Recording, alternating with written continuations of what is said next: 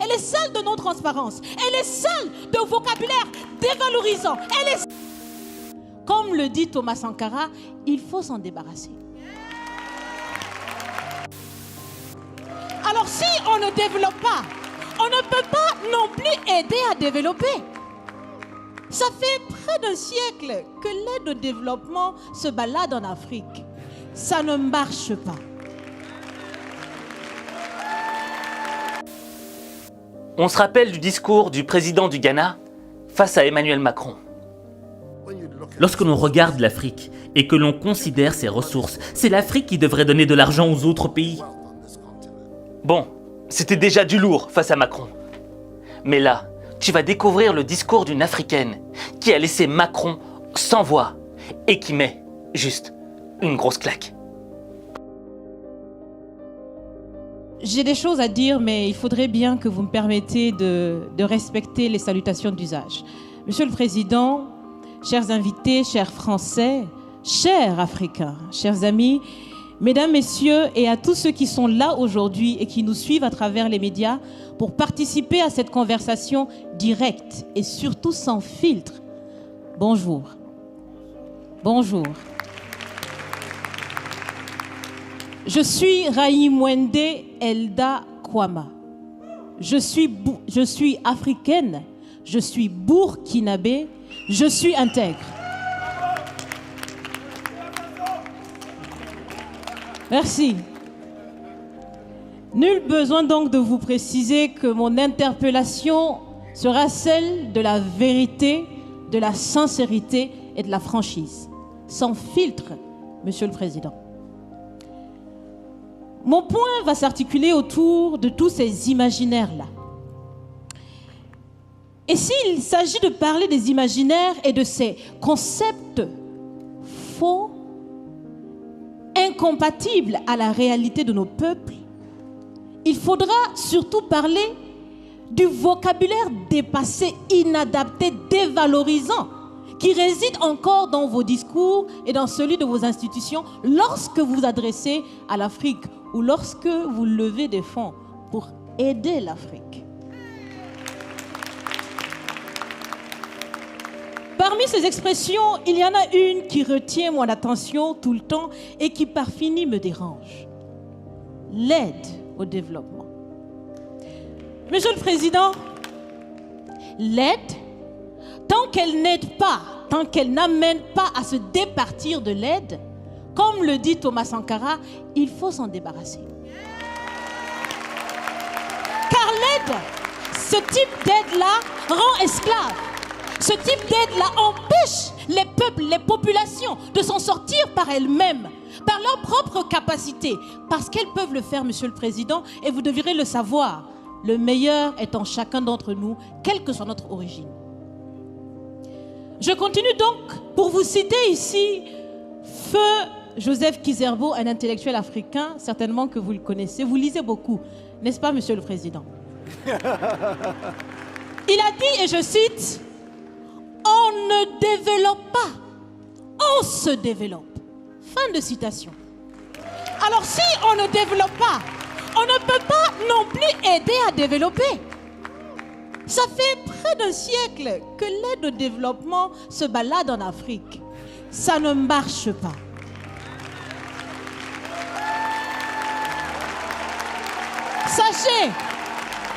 Sachez que l'Afrique se développera par elle-même, par le potentiel local et celui de la diaspora, et certainement dans l'interdépendance avec les autres nations de la planète, mais surtout à travers des collaborations saines. Je répète, saines, transparentes, constructives. Il y a des têtes bien faites, il y a des investisseurs aussi en Afrique. Nous innovons déjà en Afrique. Et si ce n'est pas co-constructif, dans cette relation qu'on imagine, on n'en veut pas.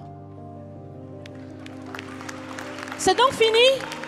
C'est donc fini les expressions « Sauvons l'Afrique ». Aidons à développer l'Afrique, il y a tellement de misérables là-bas. C'est fini, Monsieur le Président.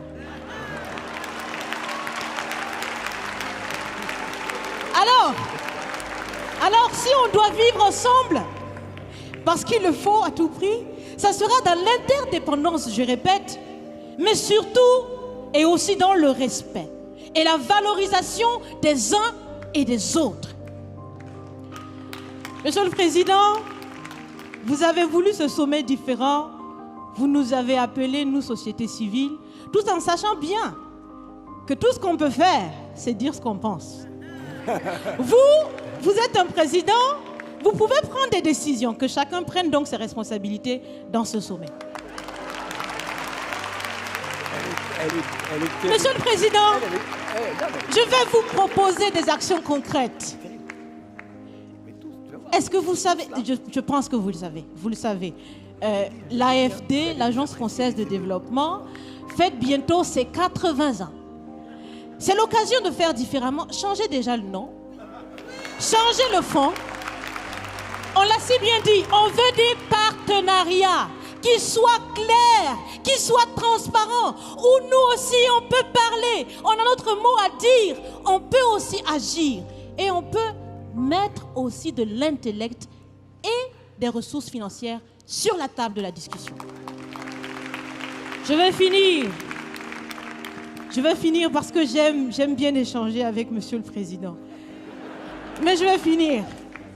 Et je vous propose de visualiser avec moi ceci. Si la relation entre les pays d'Afrique et la France était une marmite, sachez qu'elle est très sale, cette marmite. Elle est sale de reconnaissance légère des exactions commises. Elle est sale de corruption. Elle est sale de non-transparence. Elle est sale de vocabulaire dévalorisant. Elle est sale, Monsieur le Président. Je vous invite à la recurer par des actions concrètes. J'ai déjà proposé des actions, commencez. Mes amis le feront aussi. Si vous refusez de la laver, si vous voulez quand même préparer là-dedans, je ne mangerai pas. Nous ne mangerons pas. L'Afrique ne mangera plus. Le repas. Écoutez. Le repas.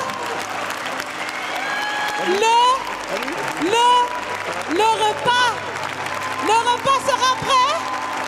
Vous serez le seul à table avec un appétit difficile. À bon entendeur, salut. Merci.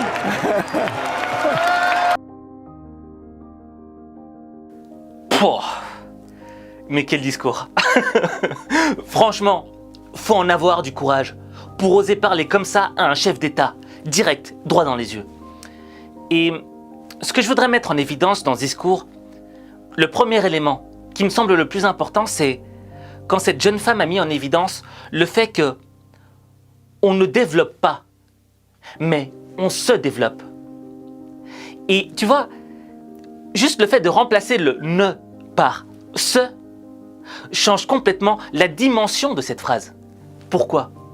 Parce que pour se développer soi-même, pour changer quelque chose dans sa vie, on ne doit pas attendre que les autres le fassent à notre place. On ne doit pas être dans la position du spectateur, de celui qui tend la main pour qu'on nous donne quelque chose et qu'on puisse enfin développer les choses. Dans le fond, qu'on puisse changer les choses. Et ça, c'est une notion qui est hyper importante pour moi. Parce que trop souvent, certaines personnes sont dans l'attente des autres. Ils attendent que les autres fassent à leur place. Mais le jour où les autres ne sont plus là, ils sont perdus. Parce qu'ils ont décidé de confier leur vie entre les mains d'autres personnes. Et quand tu fais ça, tu deviens dépendant de quelqu'un d'autre. Tu deviens dépendant d'un autre être humain. Or, pour pleinement s'accomplir, pour vraiment vivre sa vie, l'essentiel, c'est quoi ? C'est d'être indépendant des hommes et dépendant de soi.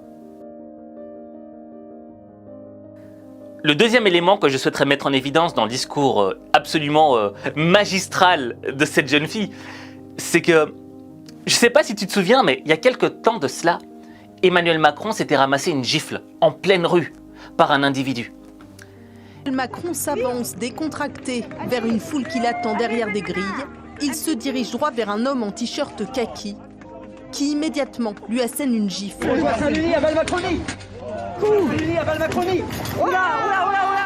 Le président est aussitôt écarté. C'est clair que répondre comme ça par la violence, c'est pas une bonne chose. Même si on peut comprendre la frustration, le côté émotionnel qu'on n'arrive plus à gérer, et pam, on attaque, tu vois. Mais ça n'apporte pas de solution. Ça ne change rien.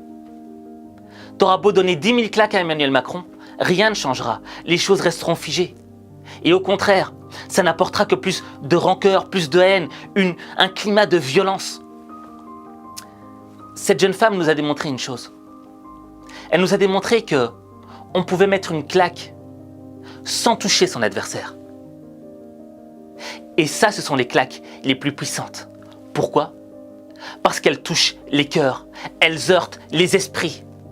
Je veux dire, t'as vu dans la salle, il y a un moment où tout le monde s'est levé, tout le monde rigolait, tout le monde disait mais cette fille, elle a peur de rien. Moi, je suis sûr et certain que même un mec du Ku Klux Klan, ultra raciste, aurait vu le discours de cette fille, il serait levé dans la salle, il aurait commencé à applaudir. Pourquoi ? Parce que ce discours, il va au-delà des couleurs de peau, il va au-delà des origines. Ce discours, son objectif est de toucher directement les cœurs et de réveiller les consciences. Et quand tu es capable de mettre des claques intellectuelles aux gens, c'est là que les gens se lèvent et qu'ils prennent conscience et qu'ils se disent « Mais putain, en fait, ouais, il y a moyen de changer les choses. Mais il faut relever ses manches. » Et ça, c'est les meilleures claques que tu peux donner aux gens. Parce que, bon, je suis pas dans une relation conflictuelle avec Emmanuel Macron, tu vois ce que je veux dire. Mais je pense que Emmanuel Macron, quand il a entendu ça, il a ramassé cette petite claque. Parce que c'est quand même le président de la République française, tu vois. Et il y a une fille qui arrive de nulle part et qui le met en PLS. Je veux dire que il a peut-être été un petit peu touché dans son ego. Mais je suis sûr et certain qu'il a pris conscience de certaines choses. Et que ce discours, même si parfois dans la forme, il pouvait paraître agressif, je suis sûr et certain qu'il va déboucher sur des choses positives. Tu vois ? Et que si Emmanuel Macron l'a mal pris au début, par après, je pense c'est un homme intelligent. Il n'y a rien à dire. Il va prendre conscience qu'elle a dit des vérités, que la bouche de cette fille était remplie de vérités. Et je pense qu'on doit tous prendre exemple sur cette jeune femme. C'est-à-dire que, tu vois, parfois il nous est difficile de dire des vérités. Parfois on a peur de heurter les gens. Et parfois, quand on dit des vérités, on les sort d'une manière assez brutale et agressive. Parce qu'on est rempli d'émotions. Parce qu'on a envie juste de remettre les choses en place, quoi. Je perds mes mots, tu vois. C'est l'émotion qui monte, c'est l'émotion. Mais cette jeune femme, elle nous a démontré que il n'y a rien de mieux que de dire la vérité. Parce que c'est la vérité qui change les choses. C'est la vérité qui améliore les choses. Alors certes, parfois, il y a des vérités qui font mal à entendre. Mais sans vérité, il est impossible de changer ta vie. Parce que ta vie, il n'y a que toi qui peux la changer. Il n'y a que toi.